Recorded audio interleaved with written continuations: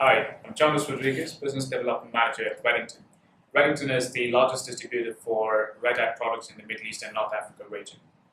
The objective of the Channel Compliance Initiative was to get the message across to partners and customers about the Red Hat end-user license agreement. Now, we got a lot of requests for just single subscriptions from the partners when ideally they should have been having more subscriptions across their environments. So we had a problem about how to get this message across to the customers, and we wanted to have them educated. So was it a success? Let's look at some of the stories from customers and partners, and then look at how the revenue was generated out of this. So with the partners, initially, when we went through this compliance process, we requested them for end customer information. Now, a lot of partners found this, very annoying because they were not very comfortable to share their end customer with us. So I also remember one of the cases where there was an oil field services company who requested for a self-support subscription, and when we asked the partner to open up and to have a quick call with the customer and just understand the use cases, as to why they want self-support, he was very reluctant to do this. So this is when I had Chris, who was the distribution manager at Red Hat in the Middle East, jump into this call, communicate to the partner about why is it necessary to have this initiative and to have that compliance call with the end customer. Post the call with Chris, the partner was more comfortable in giving the end customer information. We had a call, we understood the use case, and we streamlined the process.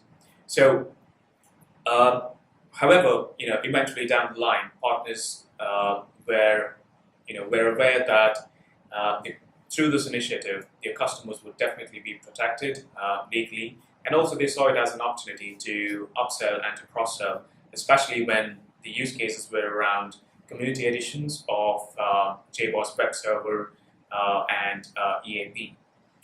So that's the side from the partners. So how did the customers look at it? So we did a lot of calls to the customers. Some were annoyed, but I think most of them were very much interested to understand how the Red Hat end-user license agreement worked. And we were speaking to mid-level managers who wanted to make sure that they are protected both legally and also for any of their internal audit purposes. So eventually the customers would open up and tell us about the use case, whether it's an application, whether it's a database that's running on the Red Hat license that they want to purchase. And also we were able to recommend the different support options that are available to them. So we would always recommend premium for production and standard for testing and DR environments. And they definitely, I think, they definitely understood the support options. And also, it was also a chance for us where a customer would open up about that specific project and if they're planning to have any applications run on any proprietary software.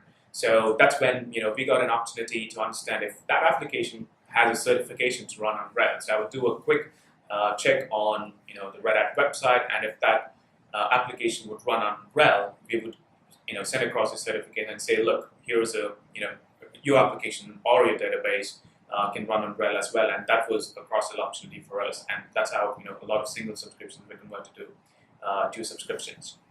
Now that's from the customer side. So how is the revenue? What was the revenue like? Now, in terms of the revenue realized, it was about $5,000 plus, but we did have a decent amount of pipeline for about $50,000 plus, which we believe that will convert in the next coming quarters. Now, the pipeline was a mix of single subscription being converted to two subscriptions, and also we saw customers being interested from community editions to Red Hat enterprise level support especially for JBoss EAP and JBoss Web Service.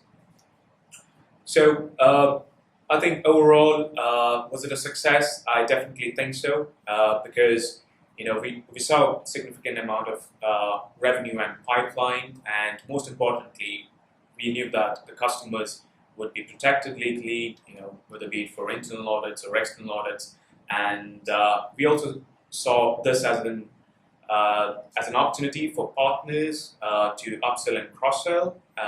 And to summarize it all, I think the customers are definitely educated about about the Red Hat Enterprise license agreement, and we expect to this to continue now that the partners are aware of the process. I think it's all streamlined, and we expect to see more revenue and pipeline, and the messaging to go across to the customers as well.